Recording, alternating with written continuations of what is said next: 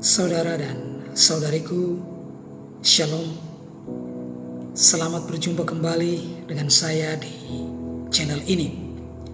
Bulan ini adalah bulan Maria, dan bulan ini adalah satu kesempatan baik bagi kita untuk memperdalam hubungan kita dengan Bunda Maria yang adalah Bunda Allah dan Bunda kita sendiri.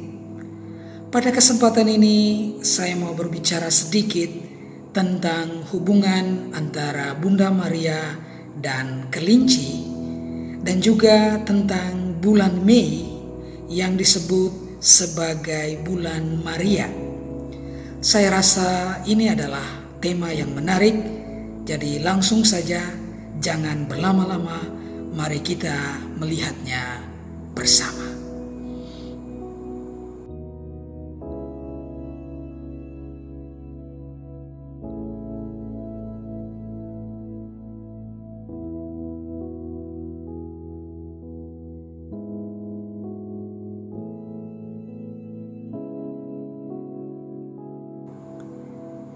Saudara dan saudariku, pernahkah Anda melihat lukisan ini? Lukisan ini adalah karya seni gereja pada abad pertengahan. Lukisan ini dibuat oleh seorang pelukis namanya Titian. Dalam bahasa Indonesia ditulis Titian. Saudara dan saudari bisa mencarinya di internet. Dia hidup sekitar tahun 1488 sampai 1576. Dia berasal dari kota Venesia di Italia. Dan dia ini adalah salah satu pelukis terbesar dari zaman Renaissance atau abad pembaharuan. Zaman Renaissance ini berlangsung dari abad ke-15 sampai abad ke-16 di dalam sejarah Eropa, yang merupakan masa peralihan dari abad pertengahan ke zaman modern. Dan lukisan ini terdapat di dalam Katedral Freiburg di Jerman. Dalam lukisan ini terdapat sebuah tema religius. Wanita di tengah yang mengenakan gaun merah dan jubah biru adalah perawan Maria. Dia membelai kelinci sambil melihat putranya Yesus Kristus yang sedang digendong oleh seorang wanita yang pakaian dan rambutnya bergaya Renaissance. Wanita anggun ini adalah Catherine dari Alexandria. Dia seorang santa martir abad keempat yang dalam sebuah penglihatan menikah dengan Kristus. Dan dia berlutut di dalam lukisan ini di atas roda yang adalah alat kemartirannya. Jadi dia dibunuh dengan roda itu. Kain putih tempat Catherine menggendong Yesus merupakan lambang kekudusan. Di dalam keranjang makanan terlihat apel, yaitu lambang dosa Hawa. Ada juga buah anggur yang melambangkan anggur Ekaristi dan darah Kristus. Di sebelah kanan, di latar belakang, ada seorang pria yang sedang menggembalakan domba. Dalam karya ini, Titian melukis subjek religius, namun seolah-olah merupakan gambaran dari kehidupan sehari-hari. Lalu kita bisa bertanya, mengapa kelinci digambarkan bersama Bunda Maria dan dikaitkan dengan Bunda Maria?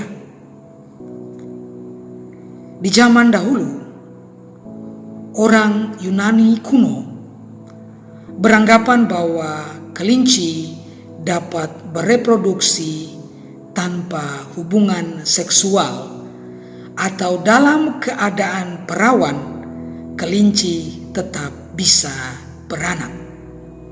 Jadi, di sini kelinci dikaitkan dengan keperawanan Maria sendiri yang mengandung Yesus tanpa hubungan seksual atau tetap perawan.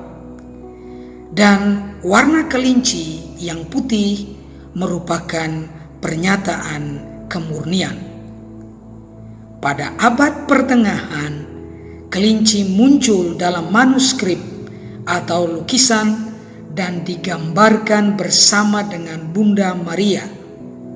Kelinci hadir bersama Bunda Maria sebagai satu ilustrasi untuk menggambarkan keperawanan Bunda Maria sendiri.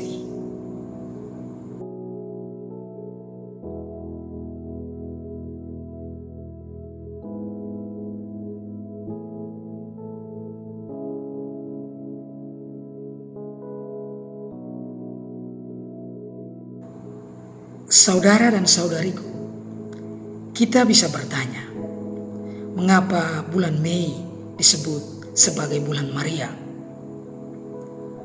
Bulan Mei dipersembahkan untuk Bunda Maria dan merupakan kesempatan besar bagi kita untuk memperdalam hubungan kita dengan Bunda Maria yang adalah Bunda Allah dan Bunda kita sendiri. Dalam bulan Mei, secara alami terjadi musim semi, dan ini menunjuk kepada Bunda Maria yang terberkati. Manusia memandang bulan Mei yang adalah waktu musim semi sebagai bulan kehidupan baru. Bunda Maria juga adalah ibu yang memberikan kehidupan baru lewat Kristus putranya kepada kita semua. Karena itu wajar untuk mempersembahkan atau mendedikasikan bulan Mei untuk Bunda Maria secara khusus, dan kita meminta doa-doanya serta kita menjadikan dia sebagai ibu rohani dalam seluruh hidup kita. Bulan Mei adalah bulan yang sangat indah di musim semi, sehingga bulan ini ditujukan untuk menghormati Bunda rohani kita yang cantik, indah, dan mempesona. Tradisi gereja mempersembahkan bulan Mei untuk Bunda Maria sudah berabad-abad, setidaknya sejak 700 tahun yang lalu. Beato Paus Paulus ke-6 menulis ensiklik tentang bulan Mei yang berfokus pada Bunda Maria. Ia menulis bahwa umat beriman telah lama mempersembahkan bulan Mei untuk Bunda Allah, dan dia menyatakan dalam ensikliknya Mense Maio begini: kami senang dan terhibur oleh kebiasaan saleh yang terkait dengan bulan Mei ini, yang memberi penghormatan kepada perawan terberkati dan membawa banyak manfaat bagi orang-orang Kristen. Karena Maria berhak dianggap sebagai jalan yang menuntun kita kepada Kristus. Orang yang bertemu Maria tentu tidak bisa tidak bertemu dengan Kristus juga. Itulah pernyataan dari Beato Paus Paulus ke-6.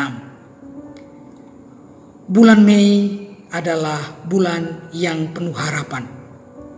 Dia adalah awal musim panas, musim terang. Dalam pengertian ini, bulan Mei mewakili Maria yang memantulkan cahaya Kristus. Bulan Mei dikenal karena keindahan musim seminya, karena pohon-pohon yang hidup kembali, banyak bunga yang mekar, dan rumput-rumput yang bertunas. Dan hal ini mengingatkan kita pada gagasan tentang Bunda Maria yang memberikan pemenuhan janji dan harapan kepada manusia yang menantikan Mesias, yang menantikan penyelamatan dari Allah. Lewat Bunda Maria, manusia bisa memperoleh kehidupan yang baru. Hubungan inilah yang membuat kita orang Kristen mengadopsi atau mengambil bulan Mei sebagai bulan Bunda kita, Bunda Allah dan Bunda surgawi kita, Perawan Maria. Dia membawa kehidupan ke dunia dengan melahirkan putranya Yesus Kristus yang membawa musim semi yang baru. Inilah dasarnya mengapa kita orang Kristen menyebut bulan Mei sebagai bulan Maria. Bulan Mei biasanya merupakan bagian dari masa Paskah dan Pentakosta. Dalam masa ini, orang Kristen merayakan kebangkitan Tuhan Yesus dari kematian, lalu merayakan kenaikan Yesus kepada Bapa dan pengutusan Roh Kudus kepada gereja pada hari Pentakosta. Dan ini adalah saat yang tepat untuk mempersembahkan bulan ini kepada Bunda Maria yang terberkati, untuk mengingat kegembiraannya yang luar biasa atas kebangkitan putranya dan penghiburan serta bimbingan yang dia berikan kepada para rasul dan gereja sejak gereja masih bayi dan bertumbuh dalam masa-masa yang sulit. Pada hari setelah kebangkitan Tuhan, para rasul tinggal bersama Maria dan dihibur oleh kehadiran Bunda Maria. Setelah kenaikan, mereka bertahan bersamanya dalam harapan dan doa Pentakosta. Bunda Maria adalah ibu dan guru bagi mereka, dan peran itu terus Bunda Maria mainkan bagi umat Kristen sepanjang masa. Selama masa Paskah, kita orang Kristen lebih menyadari kehadiran dan cinta keibuan Maria karena putranya Yesus Kristus, Sang Mesias, telah memberikan kehidupan baru kepada kita semua. Karena alasan-alasan inilah tradisi gereja mempersembahkan bulan Mei yang jatuh selama masa liturgi ini, masa Paskah, kepada Bunda Maria yang terberkati.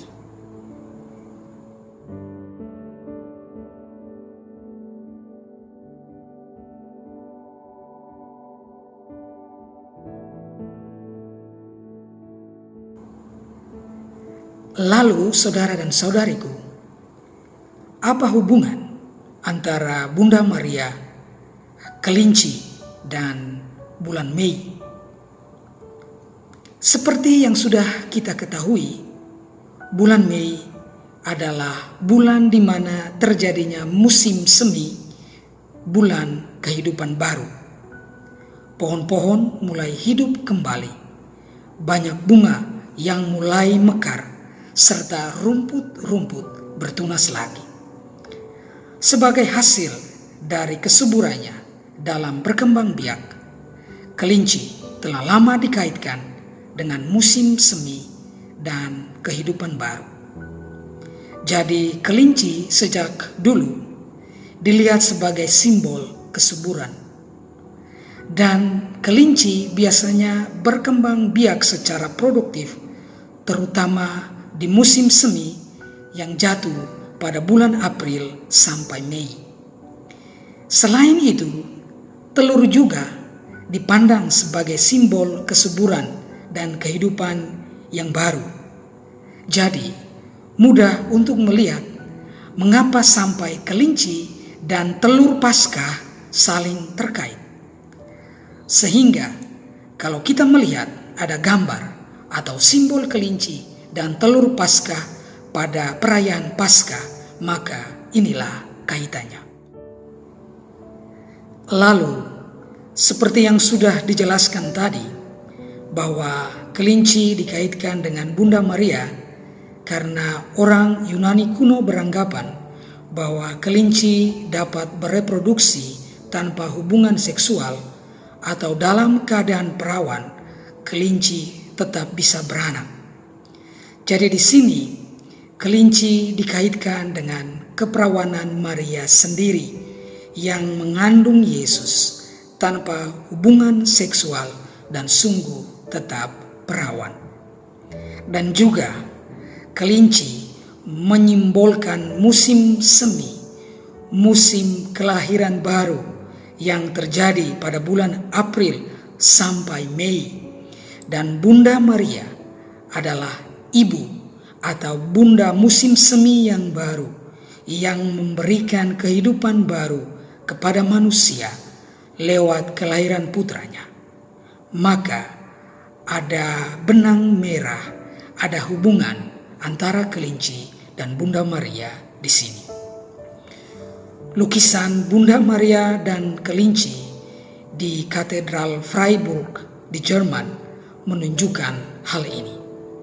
Dan sesuai dengan konteks kekristenan, paham akan musim semi sebagai musim kelahiran atau kehidupan baru, menghubungkan dan mengaitkan keduanya.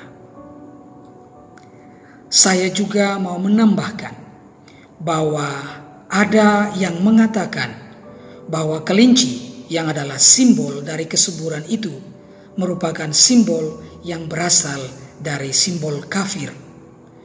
Namun ternyata pandangan itu adalah pandangan yang keliru. Dikatakan bahwa kelinci sebagai simbol kesuburan itu diambil dari simbol Dewi Ishtar, dewi kesuburan dari Mesopotamia. Hal ini tidaklah benar, karena simbol Dewi Ishtar, dewi kesuburan dari Mesopotamia ini adalah bintang bersudut 8 dan singa. Dan gerbang pemujaan untuk sang Dewi Ishtar ini terdapat di kota Babylon, yang adalah negara kuno yang terletak di selatan Mesopotamia, tepatnya di tepian sungai Efrat, di dekat tempat yang sekarang disebut Al-Hilah atau Irak yang sekarang. Kalau kita mau mencari simbol-simbol dari Dewi Ishtar ini, tidak ada satupun yang menggambarkan kelinci. Kita mencari sampai lelah dan sampai ujung bumi dan ujung dunia manapun, kelinci tidak menyimbolkan Dewi Ishtar. Dalam konteks Kristen, kelinci adalah simbol kelahiran atau kehidupan baru yang dikaitkan dengan Bunda musim semi yang baru, Bunda Maria, yang memberikan kelahiran dan kehidupan baru kepada manusia lewat putranya. Dan bulan musim semi itu adalah bulan Mei yang dipersembahkan kepada Bunda Maria sebagai bulan Maria. Tidak ada kaitannya dengan simbol kesuburan dari Dewi Ishtar. Kalau dikaitkan seperti itu, maka hal itu sangat tidak dibenarkan dan itu berada di luar konteks. Saudara dan saudariku, itulah penjelasan tentang hubungan antara Bunda Maria dan kelinci pada lukisan karya seni gereja pada abad pertengahan, dan juga penjelasan tentang bulan Mei sebagai bulan Maria.